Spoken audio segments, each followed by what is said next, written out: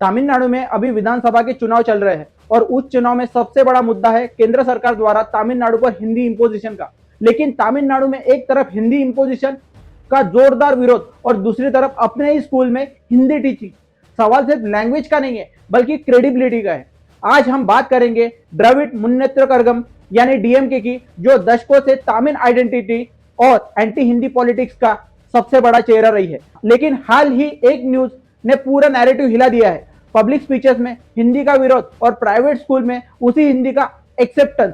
तो क्या ये ग्राउंड रियलिटी की मजबूरी है या फिर जनता के लिए एक नैरेटिव और अंदर से अलग स्ट्रेटेजी? आज का एनालिसिस सीधा है, क्या पॉलिटिक्स में आइडियोलॉजी सच में फॉलो होती है या सिर्फ दिखाई जाती है? मैं Harshal Bhusari, political researcher end game of power book का ऑथर, हमारे इस चैनल पर आपका स्वागत करता हूं। तो जल्दी से इस चैनल को सब्सक्राइब कर लीजिए एंड बेल आइकॉन पर क्लिक कीजिए। जी हाँ, न्यूज के अनुसार डीएमके लीडर्स और उनके फैमिली मेंबर्स द्वारा चलाए जा रहे 40 प्लस स्कूल सीबीएसई से एफिलिएटेड है और सीबीएसई फॉलो करता है 3 लैंग्वेज फॉर्मूला, जिसमें हिंदी भी शामिल होती है।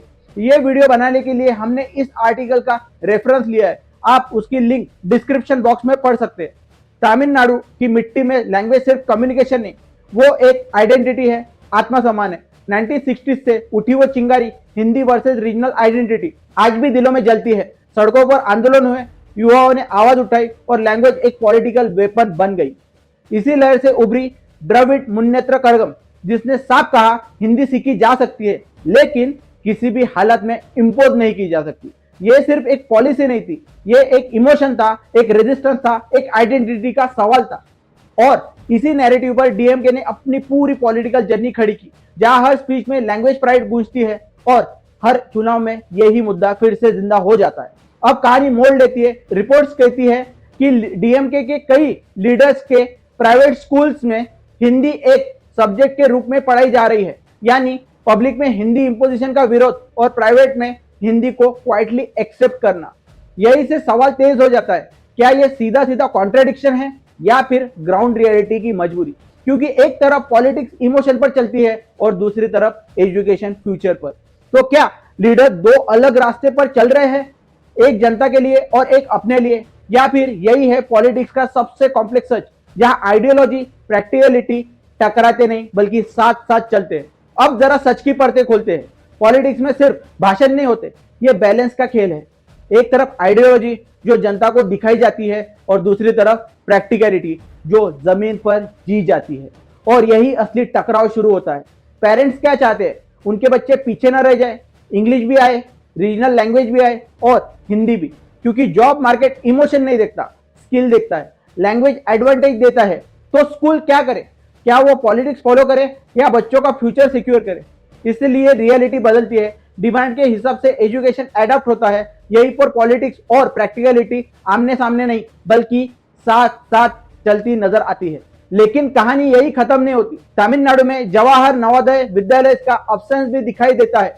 यह सिर्फ एक फैक्ट नहीं, एक बड़ा सवाल है, क्योंकि जेएनवी होशियार गरीब बच्चों को क्वालिटी एजुकेशन और साथ में हिंदी एक्सपोजर देता है। अब सोचिए, प्राइवेट स्कूल में हिंदी एक्सेप्ट हो रही है लेकिन पब्लिक सिस्टम में वही हिंदी अपोज हो रही है। तो ये दो तस्वीरें क्यों?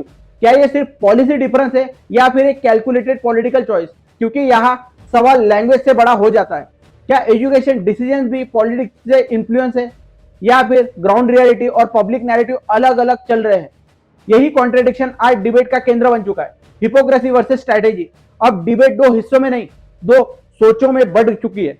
एक तरफ क्रिटिक्स खड़े हैं जो कहते हैं ये साफ हिपोक्रेसी मतलब दोगलापन है, पब्लिक में अलग नैरेटिव और प्राइवेट में अलग एक्शन। उनके लिए ये ट्रस्ट का सवाल है, जो कहते हो क्या वही करते भी हो? लेकिन दूसरी तरफ सपोर्टर्स भी उतने ही मजबूत है, जो मानते हैं ये स्मार्ट पॉलिटिकल स्ट्रैटेजी है, जहां इमोशन भी संभालना है और फ्यूचर भी सिक्योर करना है। क्योंकि पॉलिटिक्स सिर्फ आइडियाज पर नहीं चलती, ग्राउंड रियलिटी पर भी चलती है। तो क्या ये डबल स्टैंडर्ड है या फिर लीडरशिप का बैलेंसिंग एक्ट? यही वो लाइन है जहां परसेप्शन और रियलिटी आमने सामने खड़ी हो जाती है और फैसला जनता को करना है। अगर इसे पावर पॉलिटिक्स के लेंस से देखें तो ये सिर्फ लैंग्वेज डिबेट नहीं, नैरेटिव कंट्रोल का क्लासिक खेल है, जहां पब्लिक इमोशन को केयरफुली एड्रेस किया जाता है और ग्राउंड रियलिटी में क्वाइटली फ्लेक्सिबिलिटी रखी जाती है। यानी जो जनता सुनना चाहती है वो बोला जाता है और जो जरूरी है वो शांति से किया जाता है। यही मॉडर्न पॉलिटिक्स की असली चाल है। वर्ड्स अलग होते हैं, एक्शन अलग, और इसी गैप में पावर बनती है और कंट्रोल टिकता है। तो आखिर सच क्या है, आइडियोलॉजी या प्रैक्टिकलिटी, हिपोक्रेसी या स्मार्ट स्ट्रैटेजी? सवाल आसान नहीं है, क्योंकि पॉलिटिक्स कभी ब्लैक एंड व्हाइट नहीं होती, वो हमेशा ग्रे में खेली जाती है। लेकिन एक सवाल हर नागरिक को खुद से पूछना होगा, क्या पॉलिटिशियन वही करते हैं जो वो बोलते हैं? यही सवाल तय करेगा हम नैरेटिव पर भरोसा करते हैं या ग्राउंड रियलिटी पर। अब फैसला आपके हाथ में है। कमेंट्स में बताएं आप किस साइड है, और ऐसे ही डीप एनालिसिस के लिए चैनल को सब्सक्राइब कर लीजिए।